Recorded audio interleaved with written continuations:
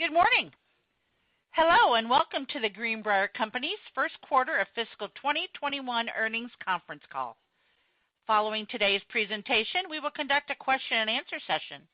Each analyst should limit themselves to only 2 questions. Until that time, all lines will be in the listen-only mode. At the request of the Greenbrier Companies, this conference call is being recorded for instant replay purposes. At this time, I would like to turn the conference over to Mr. Justin Roberts, Vice President and Treasurer. Mr. Roberts, you may begin. Thank you, Jill. Good morning, everyone, and Happy New Year. Welcome to our first quarter of fiscal 2021 conference call. On today's call, I am joined by Greenbrier's Chairman and CEO, Bill Furman, Lorie Tekorius, President and Chief Operating Officer, and Adrian Downs, Senior Vice President and Chief Financial Officer. They will provide an update on Greenbrier's performance and our near-term priorities. Following our introductory remarks, we will open up the call for questions. In addition to the press release issued this morning, additional financial information and key metrics are found in a slide presentation posted today on the IR section of our website. Matters discussed on today's conference call include forward-looking statements within the meaning of the Private Securities Litigation Reform Act of 1995.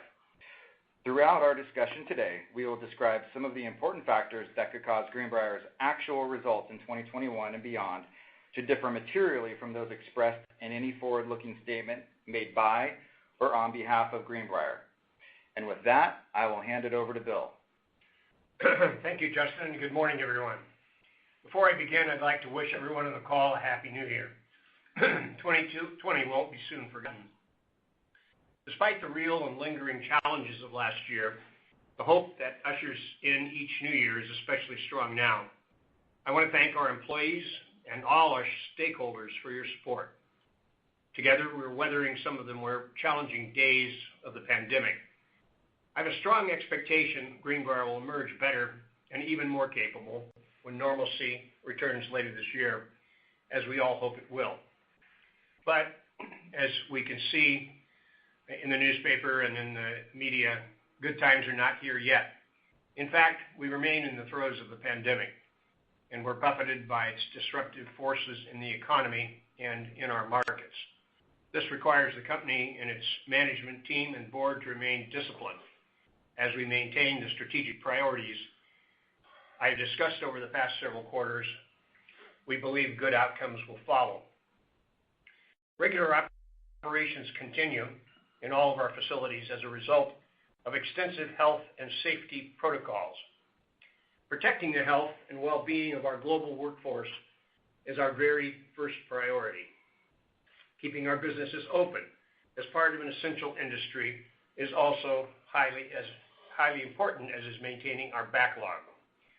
Our ongoing practices identify and act promptly upon any potential COVID-19 exposure. Our protocols are enforced by management with a high degree of rigor at the highest levels, including our board of directors. The board receives a weekly report on COVID incident rate and severity.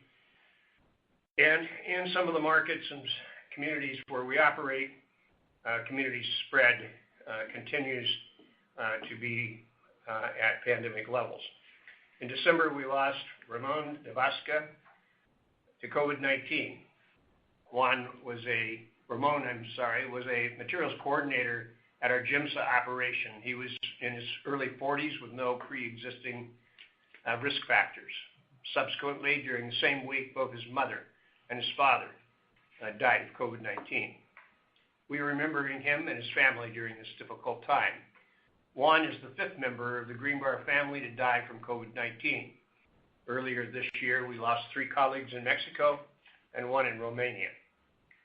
With an average workforce of 13,500 employees since the period when the pandemic began in earnest in March, Greenbrier's experience rate with COVID-19 deaths and infections is significantly lower than the communities in which we operate as a whole. In fact, our factories are safer, it seems, than the communities in which they operate. When will we ever learn about the means to prevent spread of this terrible disease? So our memories of our colleagues reminds us to stay vigilant with our own health and safety practices everywhere we go. Related to our practices and observed in response to COVID-19 is our industry-leading safety performance. In fact, we had the lowest number of monthly injuries in November since we started tracking safety metrics, with 0 injuries in North America and in South America. Turning to financial performance, our fiscal first quarter results were weak, with a reported loss from operations for the first time in nearly 10 years. That occurred last during the depths of the Great Recession. Despite this loss, we continue to generate solid operating cash flow, an important measure of Greenbrier's health and vitality. This results from earlier actions we executed as our industry entered a downturn in mid-2019, including adjusting capacity and reducing costs prior to and during the onset of the pandemic.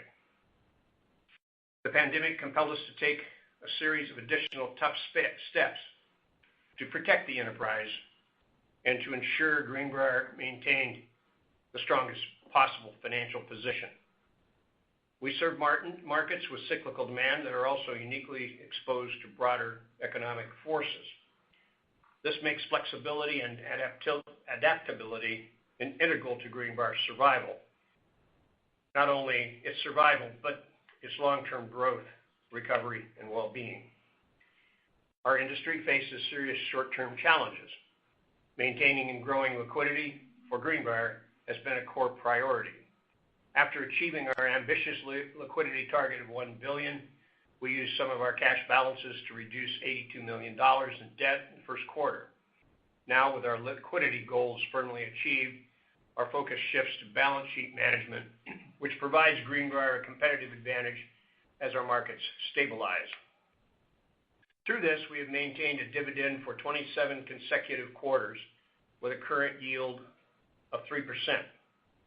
The board just authorized a $100 million stock repurchase authority. Over the past 8 years, Greenbrier has returned $315 million to its shareholders through stock buybacks and dividends. With the right sizing of our capacity nearly complete, Greenbrier's operating footprint is well suited for the market recovery expected in the second half of calendar 2021. Steps we have taken in the past several years have resulted in a strong industry leadership on 3 continents, and the data we study suggests that when a return to normalcy does arrive, that the rail business will react very quickly, and there should be a snapback effect. Overall, we are cautiously optimistic about the U.S. economy and the world during the next 12 months. The recently enacted federal stimulus package, mass vaccine distribution, steady consumer spending, and the promise of robust infrastructure package emerging from a new Congress and administration in Washington are all favorable developments.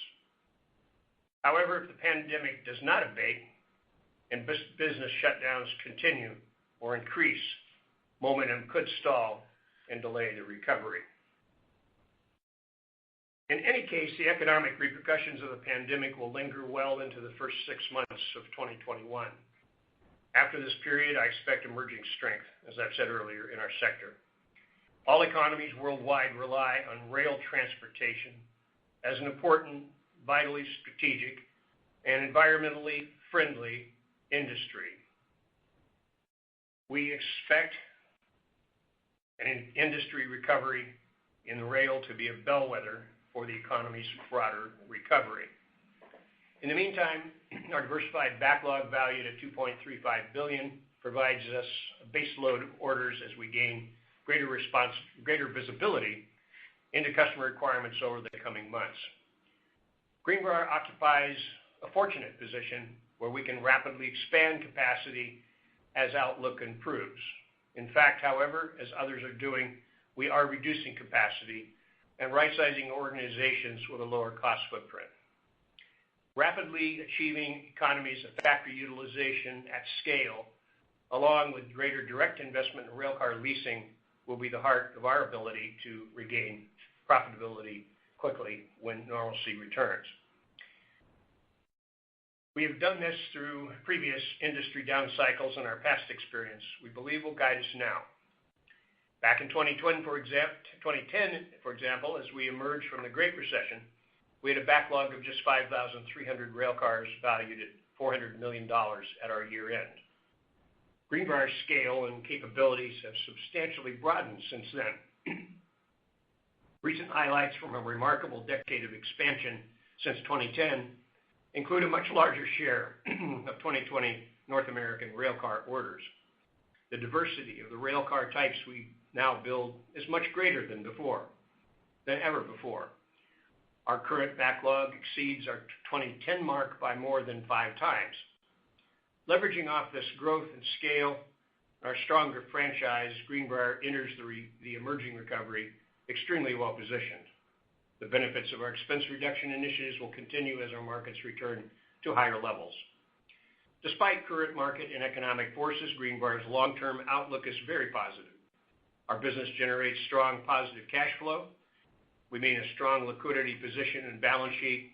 We are addressing today's challenges with resolve, resilience, and determination. And we are confident that the new year brings better days ahead. Now over to Lorie Tekorius, our President and Chief Operating Officer. Thank you, Bill, and good morning, everyone. Happy New Year. In fiscal Q1, Greenbrier operated well in spite of the weak economy. And while the financial results in the quarter were challenging, with as Bill has noted, our first operational loss in nearly 10 years, I am proud of our performance against the backdrop of the pandemic and the earlier industry downturn. While financial results are important, now more than ever before, companies have a responsibility to all their stakeholders. And we at Greenbrier take this responsibility seriously and have outlined in our second ESG report, which was published back in October, our focus on employees, safety, diversity, equity, and inclusion, or DEI, the environment and governance, as well as the ways we're engaging with our communities around the world. Our report, which aligns with the Sustainable Accounting Standards Board, or SASB, can be found on our website. Greenbrier remains focused on executing our COVID-19 response plan, as Bill mentioned several times. We aren't complacent, and we will continue to work hard to ensure our employees stay safe, our facilities remain essential, and Greenbrier's strong liquidity and market-leading positions remain intact. We remain poised to flex our manufacturing footprint as conditions evolve. Specifically, we believe Greenbrier's North American manufacturing capacity is well positioned for the current market while ensuring the capability to ramp up quickly and efficiently when demand improves. Now moving on to a discussion of our results. We delivered 3,100 rail cars in the quarter, including 400 units in Brazil. We received orders for 2,900 rail cars, valued at approximately $260 million. And notably, orders originating from international sources accounted for about 30% of the activity in the quarter. The average sales price for orders increased sequentially across all of our geographies, primarily driven by product mix. And the net of orders and deliveries in the quarter, or book-to-bill ratio, was nearly 1 time, resulting in an ending backlog of 23,900 units valued at $2.35 billion. Our global manufacturing group performed very well in spite of the weak environment, generating 9% gross margins despite a 44% sequential decline in both revenue and deliveries. And this margin performance occurred despite higher expenses at each of our facilities associated with the protocols necessary to protect our employees while building railcars safely and efficiently. And internationally, the order activity continues to recover, with both our European and Brazilian operations largely booked into fiscal 2022. Now turning to wheels, repair, and parts, while the North American fleet utilization and rail traffic is recovering, the volumes are remaining weak in these operations, in our wheels, repair, and parts operations. Scrap pricing improved in the quarter, which helped offset some of the volume decline, and we continue our focus to have a well-positioned shop that serve our customer base in an efficient and safe manner. Our network remains poised to respond quickly when activity levels improve later this calendar year. Our leasing and services team continues to navigate the downturn well, with fleet utilization increasing sequentially due to successful remarketing efforts during a time when nearly a quarter of the North American fleet is in storage. And our management services group added about 14,000 new rail cars under management during the quarter, which brings total rail cars under management to 407,000. We continue to see the first half of fiscal 2021 as being challenging, on top of the fact that historically our Q2 tends to be one of our weaker quarters. But we remain optimistic about a recovery beginning later in the year, which will more likely benefit our fiscal 2022. We still expect gross margins to be in the low double to high single-digit range and are working hard to improve our financial performance. Despite the current environment, Greenbrier remains healthy. We've solidified our leadership position in our core markets in North America, Europe, and Brazil, and are well positioned for a recovery. The aggressive measures we've taken over the last 10 months ensure that Greenbrier will exit the pandemic economy a stronger and leaner organization. And now, Adrian, I'll turn it over to you for the financials. Thank you, Laurie, and good morning, everyone. As a reminder, quarterly financial information is available in the press release and supplemental slides on our website. Greenbrier performed well despite low levels of business activity, reflecting the full impact of the weak demand environment, especially in North America. A few highlights in the quarter include revenue of $403 million, deliveries of 3,100 units, including 400 units in Brazil, aggregate gross margin of 10.1%, and our manufacturing margins held up well at 9% despite the low delivery rates. Selling and administrative expense of $43.7 million is down 5.5% sequentially from Q4, reflecting the continued spending controls enacted in March 2020. More importantly, selling and administrative expense is down 20% from the first quarter of fiscal 2020. Looking forward, we continue to expect annual selling and administrative expense will be approximately $170 to $175 million, a little last seen in 2017 before the formation of Greenbrier Astor Rail in Europe and the ARI acquisition. The effective tax rate in the quarter was a benefit of 55%. When pre-tax earnings or loss levels are low, discrete items can have a disproportionate impact on our quarterly tax rate.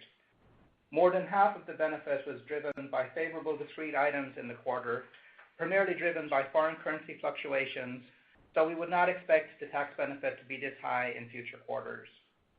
Net loss attributable to Greenbrier was $10 million or 30 cents per share. Adjusted EBITDA for the quarter was $23.2 million or 5.8% of revenue. In Q1, we recognized approximately $3.9 million of identifiable costs related to COVID-19. We consider these costs vital to the safety of our employees and the ongoing operation of all our facilities and expect them to continue for the foreseeable future. In the quarter, Greenbrier generated modestly positive operating cash flow of approximately $9 million. Greenbrier's liquidity at November 30 was $810 million, with cash of $725 million and available borrowing capacity of $85 million. While we remain highly liquid, we have prudently used cash in the quarter, reflecting over $80 million of debt repayments since August 31st. And we also have $150 million of additional initiatives in progress. The other primary, we repaid $80 million of debt since August 31st, and the other primary use of cash in the quarter was to invest in the lease fleet. Leasing and services capital expenditures are primarily discretionary. Maintenance CapEx is around $5 to $10 million annually, and other expenditures are opportunistic and driven by the underlying economics. In the quarter, we invested in our lease fleet for a few different reasons. First, leasing investments are tax advantaged, and second, rail cars are long-lived assets, and our balance sheet strength allows us to hold the assets while collecting a stable cash flow stream. Looking ahead, we continue to expect capital expenditures in manufacturing and wheels repair and parts to be around $35 million in 2021, a level that supports safety and required maintenance. We continue to have significant cushion in our debt covenants and no significant debt maturities until late calendar 2023. Greenbrier's board of directors remains committed to a balanced deployment of capital including extending our share repurchase program through January 2023 and continuing a strong quarterly dividend. Today, we are announcing a dividend of 27 cents per share, which is our 27th consecutive dividend. Based on yesterday's closing share price, this represents a yield of 3%.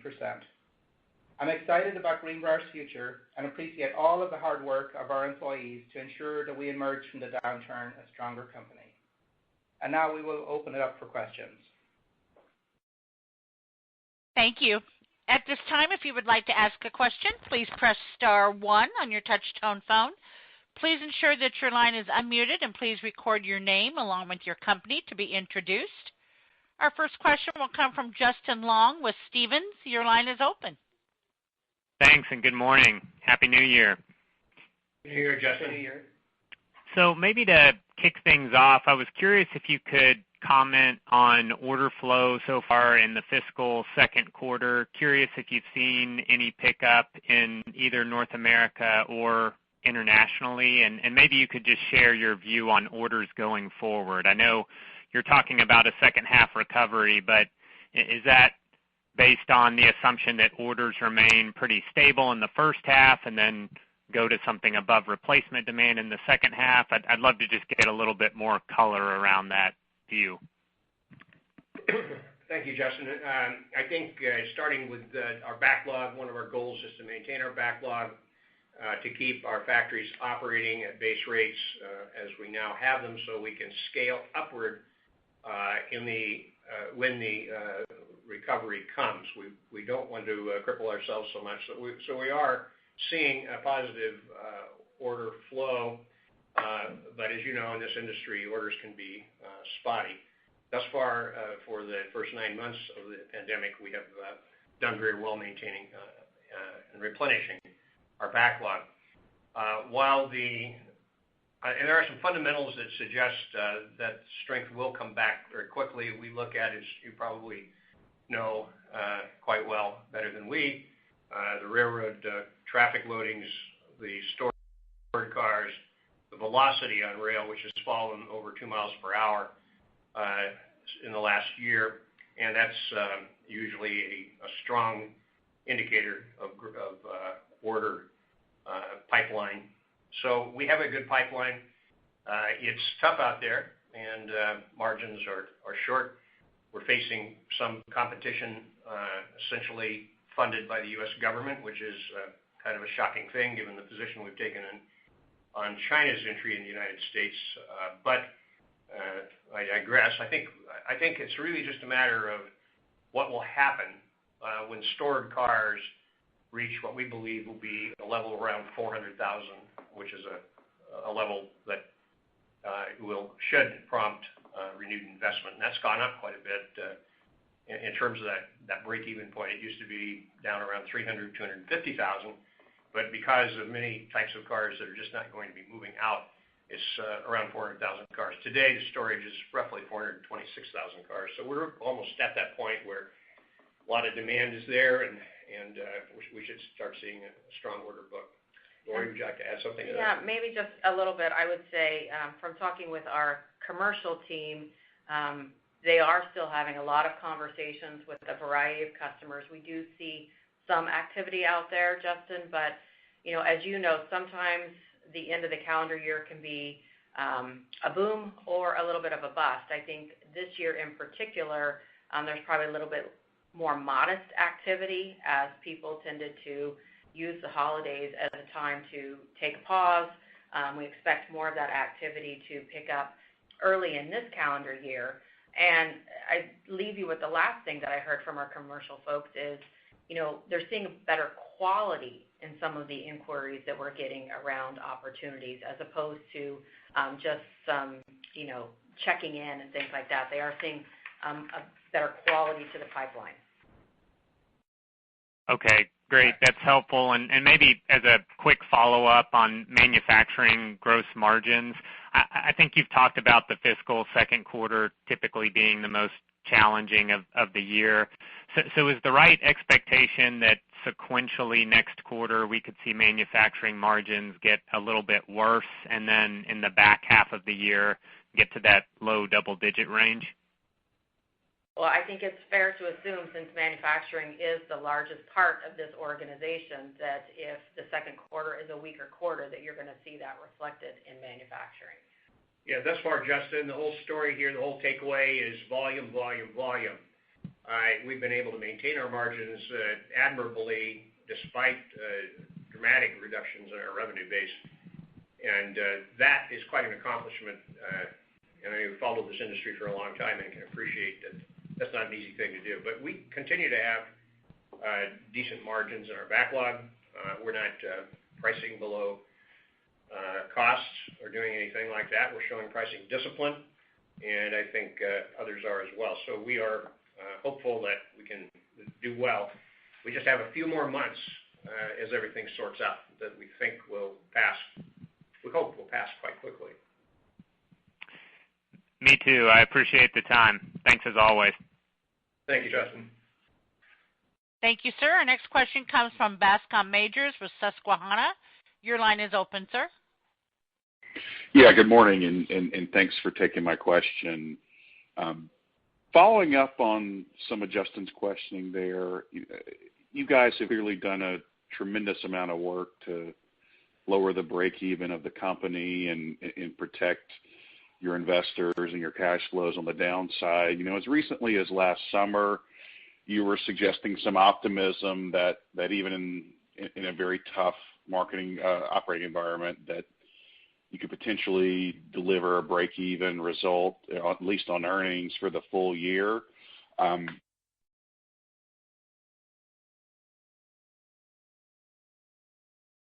Is that a question?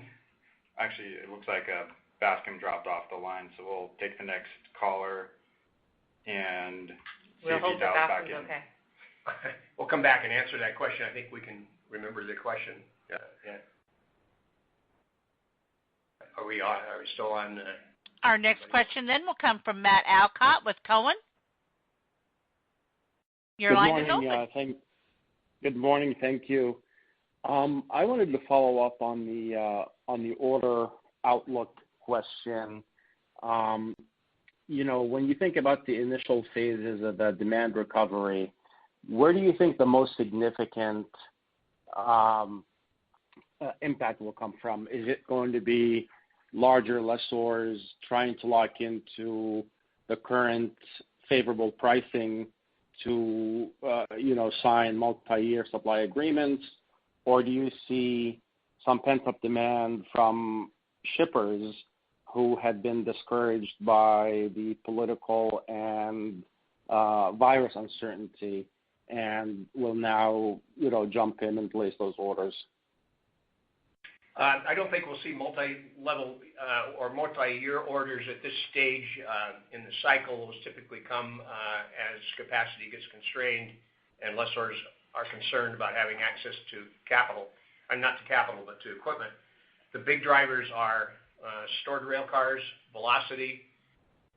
Shippers will be a primary source, and then among the car types, we see strength in box cars, probably including insulated box cars. We see a softer market for tanks, and we see some surprising strength in automotive and a number of other specific car types. As you know, our industry is very specific with respect to car types. And the storage statistics are really important to watch because sand cars, for example, are maybe 75,000 or 70,000 of those cars stored. They're not likely to come out, but that's a big chunk of 400,000. Intermodal cars are actually very at capacity now. So, there's a lot of stuff going on, and it's very specific to car types.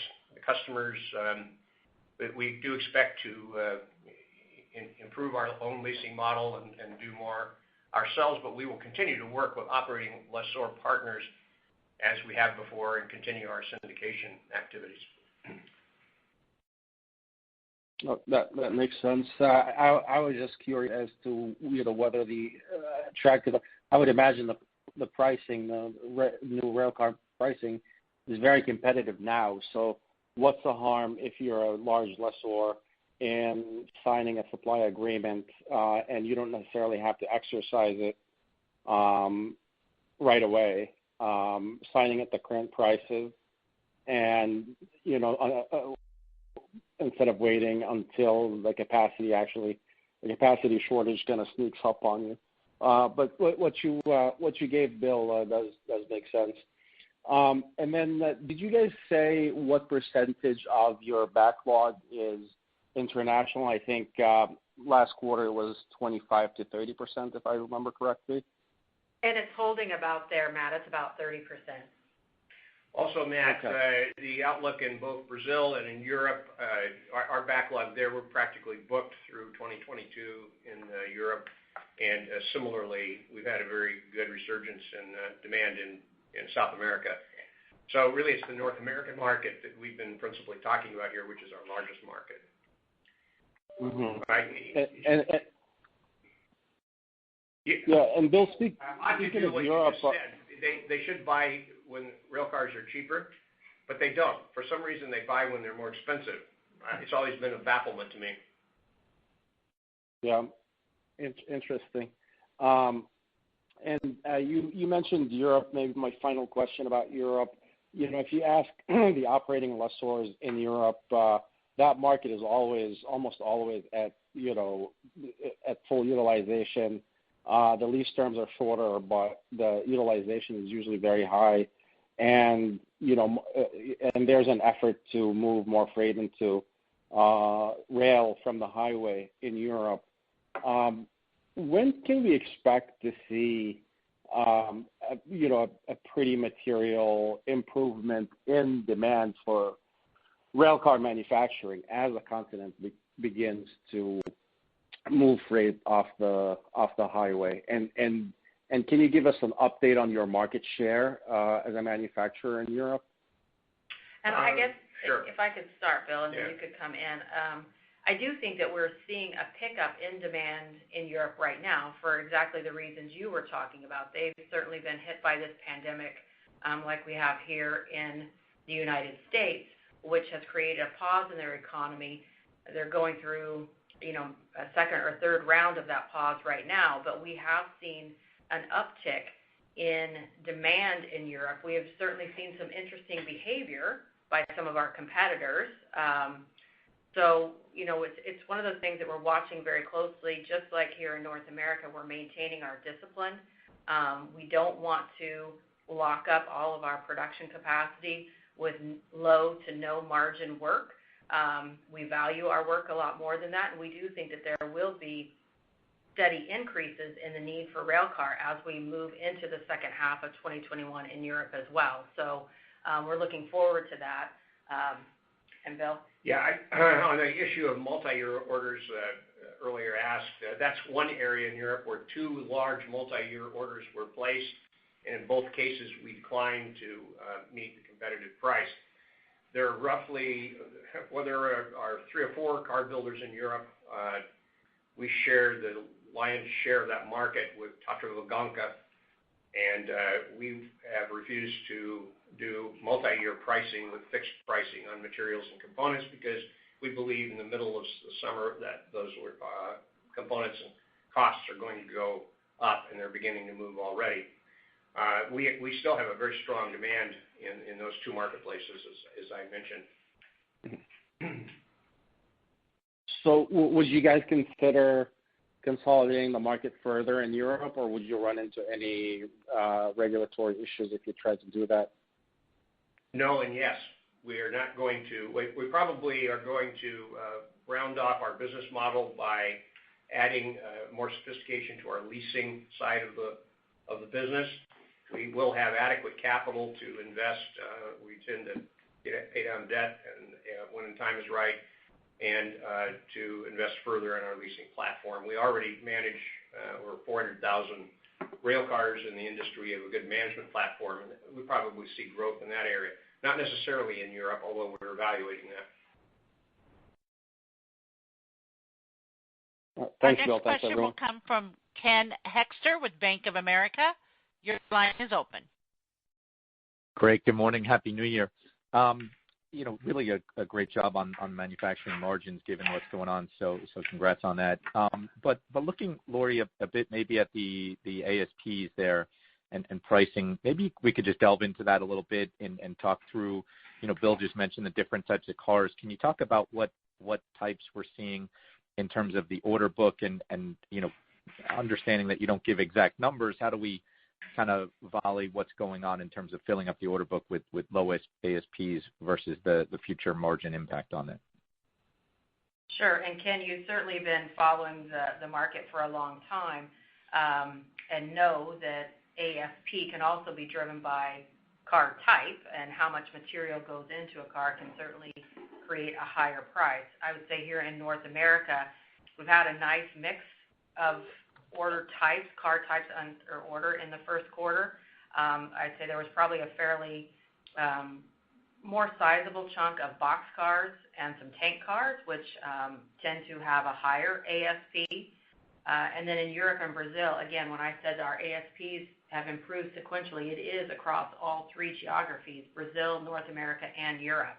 And again, that's primarily car type driven, but also going back to what we've talked about is our discipline of not being willing to meet some competitors' pricing, but to look at, what is the right price that we need to have to operate our facilities. And Ken, this is Justin real quick. When we do have a stronger international mix, especially with a strong mix down in Brazil for orders in the quarter, those units are typically smaller and the ASPs are just lower in general. So it definitely does come down to not just mix of car type, but mix of geography as well. Okay, helpful. And then just on your parts and leasing margin were also kind of down significantly. Can maybe just walk through, is that a factor of just lower business on the parts side, and so therefore you have more fixed costs, and so we should see the margins fluctuate as volumes come back? And then maybe similarly on leasing, is that just a factor of rates driving that? Maybe just walk through kind of how we should see the rest of the year flow through on the other segments. Sure. On wheels, repair, and parts, they're certainly being impacted, like manufacturing, with lower volume of repair activity. Asset owners tend to put cars into storage as opposed to repairing them and then putting them into storage. So that's not necessarily an unusual phenomenon. We have made adjustments to our cost basis in that segment, and we continue to find ways to integrate it more better and reduce management costs, but we also want to maintain a platform that can be responsive as demand comes back. We've got that group working very closely with our management services group, which I said is now managing over 400,000 cars in North America. So we see there being tremendous synergies between the cars that we manage and having a network of repair shops. So on the wheel repair and parts side, we do expect margins to be challenged in the near term until volume comes back. We got some benefit on the revenue side because of scrap pricing. On the leasing and services side, this was a quarter where we had a slug of rail cars that we had acquired on the secondary market that were sold. And when we have those kinds of transactions, as you'll recall, that runs through revenue and cost of goods sold. So margin percentage is diminished, even though margin dollars are maintained. Good point. Thank you very much for the time. And just one quick number from Adrian, if I can sneak one in, just barge revenues. Do you provide that? About $20 million. Perfect. Thanks, guys. Happy New Year. Appreciate the time. Thanks, Ken. Thanks. Thank you for your question. Our next question will come from Bascom Majors with Susquehanna. Your line is open, sir. Hey, Bascom. Yeah, welcome. Hey, thank you for giving me a second shot here. I don't know how much of the first question came through, so I'll just... We remember what you asked. Yeah, I get to the point. I'm curious, given the hole you're starting out in with the first quarter and some seasonal and cyclical challenges in the second, is there enough opportunity to make it up in the back half and get you to that break-even point and in a cycle trough year that you've been striving to? And, if you could maybe address that in terms of earnings as well as cash flows, I think that would be helpful. Thank you. Sure. Bascom, let me just say we're not giving earnings guidance. We said what we said. We haven't given up on achieving a break-even in the year. That's our goal. But we're going to have a really, really strong fourth quarter because we expect, economists expect hard times ahead for the next 4 months with COVID-19. The death rate hit 3,750 yesterday, above the trend line that was projected just a month or two ago by leading economists and health experts. We're going to have some impact that will have an unknown lag. But if we have a very strong fourth quarter, we get a stronger snapback in orders, which could occur if you watch the dynamics. I think it's possible to do so. But it's going to really depend on the last quarter of the year for fiscal year. But I think beyond that in 2022, the company will have very strong momentum.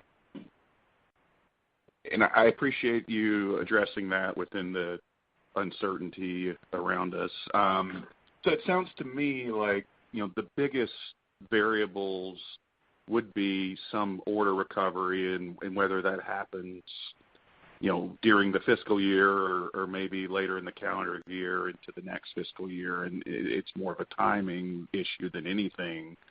Could you also just maybe address any visibility you have into the cadence of your syndication channel and when that, could potentially go from an earnings headwind to a tailwind when you have some of those larger chunkier sales like you typically do later in your year? Yeah, that was principally for cash management and liquidity. We were managing cash aggressively and continue to do so. Two other big factors that can contribute to demand very rapidly is the Railcar Act, which will be reintroduced in the new Congress. We came very close to getting a coalition that was very effective on that one. That will have a stimulus effect for low-cost, efficient, energy-efficient rail cars and the scrapping of cars that are less efficient. An infrastructure bill is also something that could bring good benefits for our industry, and it appears that is very, very likely to occur in the new Congress. Some of that depends on what's going to occur today in the race in Georgia, but it looks like the situation is going to be very positive for those things. Those are two things to watch in our industry, and I think we're reasonably optimistic about both of those. Other than that, those are two things I think you just should focus on. Thank you. You mentioned cash as well, and you saw we did have positive cash flow in the quarter, and even in hard times, we're a business that can generate cash as we manage our working capital levels. So we still have some more opportunity there. Thank you both. Thank you. Thank you. Our next question is from Allison Polniak with Wells Fargo. Your line is open. Hi, guys. Good morning. Hi, Allison. Good morning. Want to go back to I guess somewhat a Q2 cadence. You talked about obviously a baseline of capacity, which makes sense in terms of protecting the downside, but more specifically positioning upside. But when we think about Q2, should we assume the production level that you had in Q1 is something we should see in Q2, or could that be lower as we're thinking about our models here? So working days, right? I was going to say there's fewer working days, and we do have a few kind of major line changeovers. So Q2 could have lower production, and then we actually are, as Bill mentioned, building cars onto our balance sheet as part of our syndication model, which will be syndicated into Q3 and Q4. So from a production and delivery perspective, Q2 could be modestly lower. Understood. And then just turning to Europe, you talked about, a pretty solid backlog in Europe. Are you guys running at full capacity there? I know you've had challenges from an operations standpoint a while back. Have those kind of, I guess, self-corrected at this point where profitability could improve in that region for you? Yes, we are not running at full capacity, and we've addressed the unfortunate operating issues that plagued us last year and into the second half of our year. So we're expecting a lift up but we're not at full capacity. We have more that we can do there. Got it. Thank you. Thank you. Thanks, Allison. Thank you. Our last question will come from Steve Barger with KeyBanc Capital Markets. Your line is open, sir. Thanks. Bill, your primary competitor here in North America is part of a coalition that wants to drive modal share by using telematics and data analytics to improve service levels. So just being a big OEM and railcar manager, what's your position on the need for a telematics platform? Well, that's a great question, and we think it's a very intriguing initiative. It's very significant that it has Class 1 support, or at least a very strong sponsor in Eastern Railroad. So we're studying this. There are other options. Our management platform gives us a great base if we decide to enter that. The problem has been nobody really wants to pay for that, and there are other details that we could get out into offline if you wanted to. But we're interested in it. We're tracking it, and it's a great idea if people will pay for it, which they have not been willing to until now. Lori? Yeah, and I would just say that we're always in favor of things that improve our industry, right? Absolutely. Anything that improves the overall industry, we believe that will improve Greenbrier. So.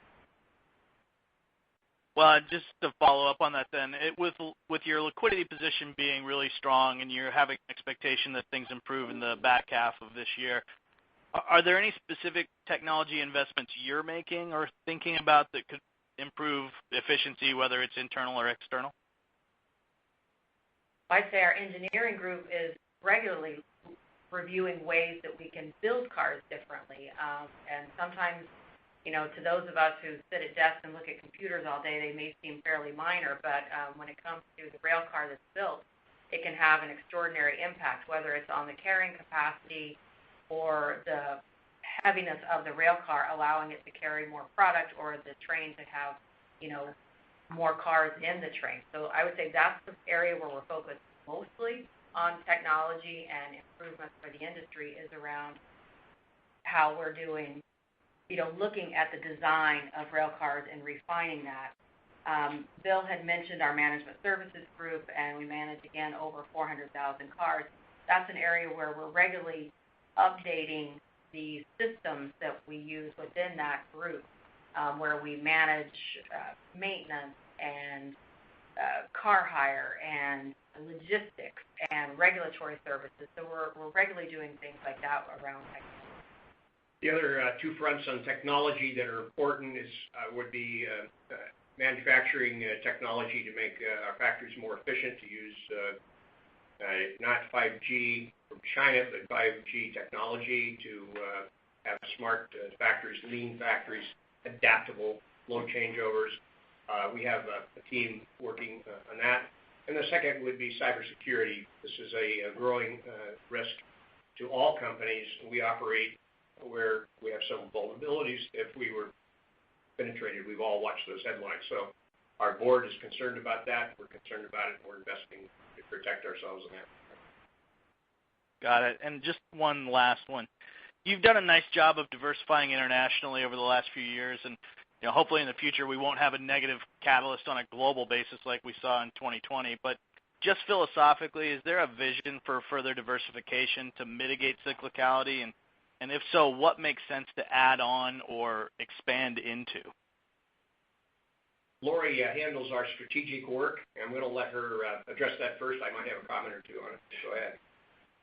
It's a great question, Steve. It is very interesting. I would say that right now we're focused more on how we can generate more benefit out of our non-manufacturing operations. So again, it's the manufacturing of new rail cars that tends to be the most cyclical.